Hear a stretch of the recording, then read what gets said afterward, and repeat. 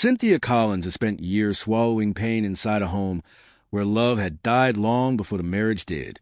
Frederick returned every day with a colder heart, snapping at her for the smallest things, calling her unworthy, and treating her like a burden he regretted marrying. She held on, hoping the man she once loved would return, but instead, he grew crueler and more arrogant. Cynthia learned to live gently, choosing silence over war, though her heart cracked each time Frederick compared her to glamorous women he saw outside. He stopped hiding his late nights and began coming home with Sharon's perfume clinging to him. Cynthia could feel her marriage slipping from her hands, but she didn't have the strength left to chase a man who had already decided she was disposable. Frederick believed Sharon was everything Cynthia wasn't: bold, expensive, and adventurous. Little did he know Sharon viewed him as nothing more than her next payday. She played the perfect mistress, pretending to adore him while pushing him to spend recklessly. He drained his savings, borrowed money he could never repay, and strutted like a king even as his finances crumbled. Cynthia watched the change with silent heartbreak, but also relief, knowing she would no longer beg to be seen by a man who chose to be blind. It was becoming clear that her exit from this marriage might be painful, but it would also be her freedom.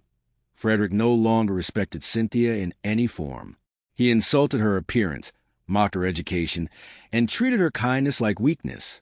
Sometimes he invited Sharon over when Cynthia wasn't home, leaving traces of their affair boldly displayed, as if daring her to confront him. She endured the humiliation because she had nowhere else to go, but each wound hardened her heart a little more. Frederick's obsession with Sharon grew so intense that he began pressuring Cynthia to leave, insisting he needed space and happiness. He forgot the sacrifices she made, the dreams she left behind, and the love she offered unconditionally. Sharon continued manipulating Frederick, feeding him lies about opening a business, needing money for family emergencies, and wanting luxury trips only he could provide. Frederick kept giving, until even Cynthia noticed valuables disappearing from a house. He became more short-tempered, lashing out physically as Sharon tightened her grip. Cynthia realized Sharon wasn't just a homewrecker. She was a predator who wanted everything Frederick owned. But Frederick was too blinded to notice, too lost in desire to see that he was walking into a trap. Cynthia, however, was slowly learning that her worth did not depend on his marriage or the man destroying it. The divorce came like a violent storm. Frederick announced it with cruelty, shoving papers at Cynthia as if she were a stranger occupying his home. He insulted her poverty, her quietness, and everything she stood for. Sharon stood behind him smirking, already planning how to redecorate the house and take Cynthia's place. Cynthia's hands trembled as she signed, but deep inside, a strange peace washed over her. She had spent years suffocating, and this signature, though painful, opened the door to her freedom. Frederick kicked her out immediately, throwing her bags onto the street like trash. Cynthia walked away without looking back, but her chest burned from humiliation. She had trusted marriage.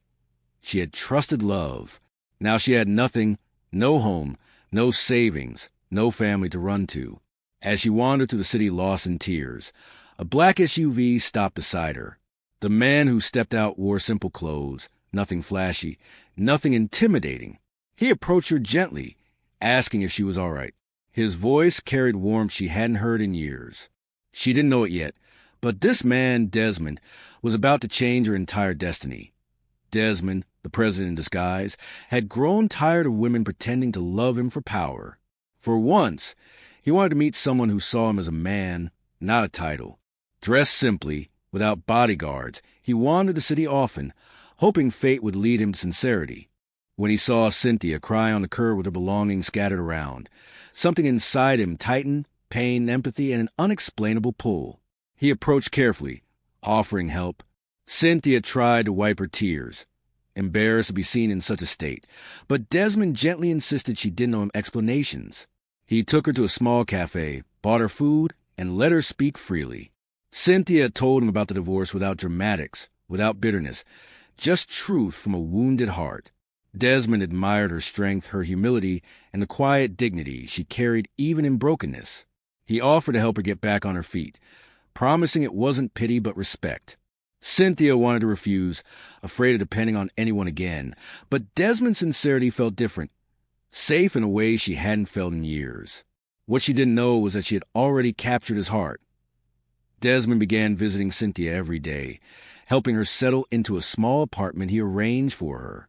He never flaunted wealth, never hinted at power. He wanted her to know him as a normal man. Cynthia found comfort in his presence, though she kept her guard up. She wasn't ready for love, but Desmond wasn't pushing. He simply stood beside her, helping her heal without asking for anything in return. The more they talked, the more Cynthia realized she was rediscovering parts of herself she thought were dead. But rumors spread quickly. Sharon saw Cynthia with another man and mocked her online, calling her desperate and cheap. Frederick joined, laughing off Cynthia's attempt to replace him. Cynthia ignored them, focusing on rebuilding her life. Desmond, however, saw the posts and recognized the cruelty behind them. He wanted to reveal who he really was immediately, but he held back. First, he wanted Cynthia to fall in love with him, not the president of the nation. Weeks passed, and Cynthia grew stronger. Desmond's presence brought peace she didn't expect. He encouraged her dreams, supported her emotionally, and showed her what kindness truly felt like. Slowly, Cynthia allowed herself to trust again. She found herself smiling more, laughing again, and feeling seen for the first time in years.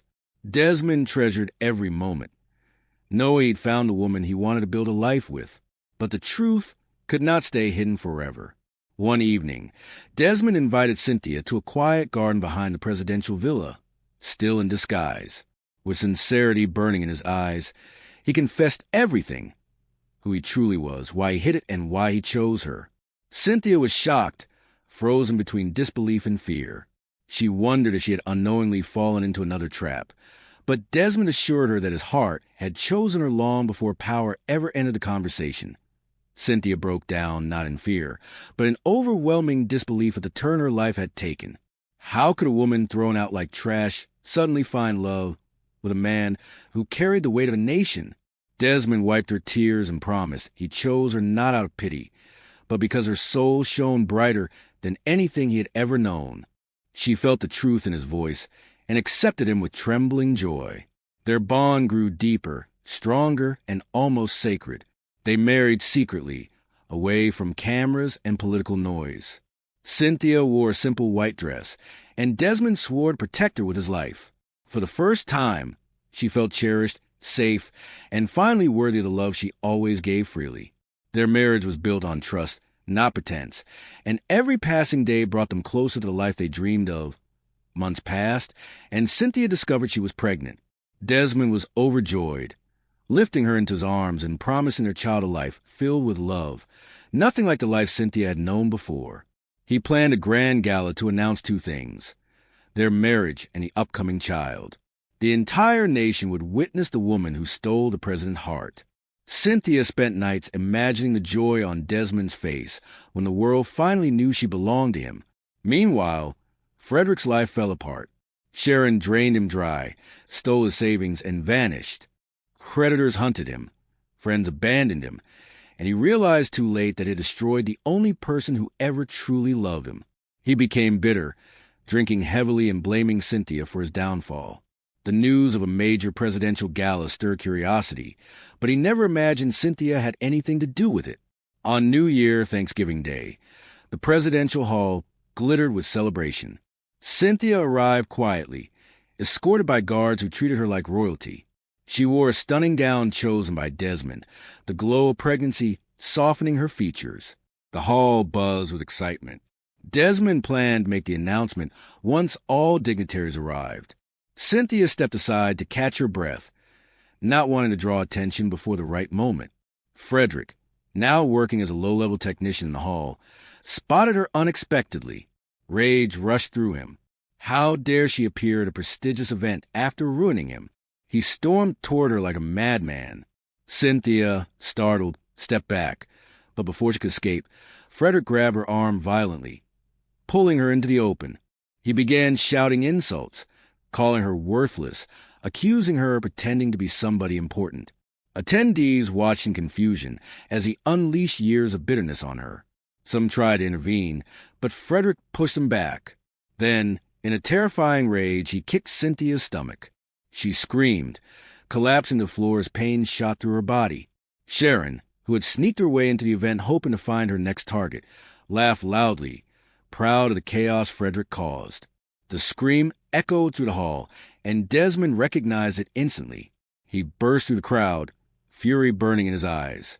The room froze as guards rushed in. Desmond pushed them aside, rushing straight to Cynthia, gathering her shaking body into his arms. He lifted his head slowly, and when he spoke, his voice shook the hall. "This woman you dare touch is my wife." The hall erupted in gasps. Frederick stumbled backward as reality slammed into him. He had just assaulted the president's wife, and worse, endangered the president's unborn child. Sharon's laughter died instantly. Guards pinned both of them to the floor before they could escape. Cynthia clung to Desmond weakly, tears mixing with agony. Desmond's calm shattered. He barked orders with thunder in his voice, demanding immediate medical care and immediate arrest of the attackers. As Cynthia was rushed to the presidential medical wing, Desmond followed beside her, gripping her hand tightly. His face remained cold and murderous. The world had just witnessed the biggest humiliation in Frederick's life, but it was nothing compared to what Desmond would do next. Justice would be served, and mercy would not be an option. Doctors worked tirelessly, but their final faces told a different story. Cynthia had lost a baby. Desmond felt his world collapse. Cynthia's cries echoed in the room, breaking the hearts of everyone present. He held her, whispering apologies for not protecting her sooner. In that moment, his love for her burned deeper than ever, stronger, fiercer, and unforgiving toward those who caused her pain. Frederick and Sharon faced trial under national scrutiny. Their crimes were undeniable: assault, attempted harm to a presidential family member, public violence, and reckless endangerment. With overwhelming evidence, they were sentenced to long years in prison. Sharon cried, begging for mercy. Frederick fell silent, broken by the weight of consequences he could never escape. The nation mourned the loss alongside Cynthia, sending letters, flowers, and heartfelt messages. Cynthia found strength through Desmond's unshakable love.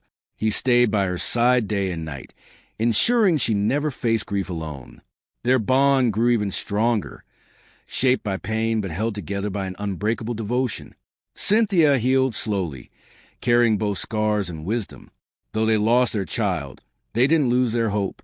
Desmond reaffirmed his promise to protect her for the rest of his life.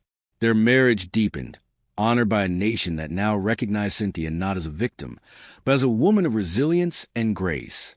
Frederick and Sharon, meanwhile, rotted in prison, forgotten, broken, and forced to live every day knowing they destroyed themselves. I'm glad you enjoyed this story. Don't forget to follow, share, and comment your thought about the story. See you in the next story.